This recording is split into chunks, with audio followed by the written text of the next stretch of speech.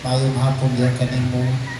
Nagapadangat kami karon Ginoong Dios sa among mga paghagyo ug mga muyo kabahin sa among sa kaigsoon, among kauban, kadugo, kapamilya sa Gantiglan family na mao sinainday na karon ta Ginoong Dios dili nimo siya nagapasagdan kung dili imo tapat Ginoong Dios.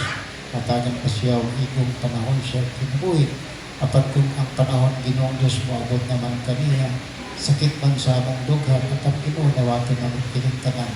Ikaw lamang Ginoong Diyos ang makadugang sa iyang kinabuhi, ikaw man ang naghatag niya.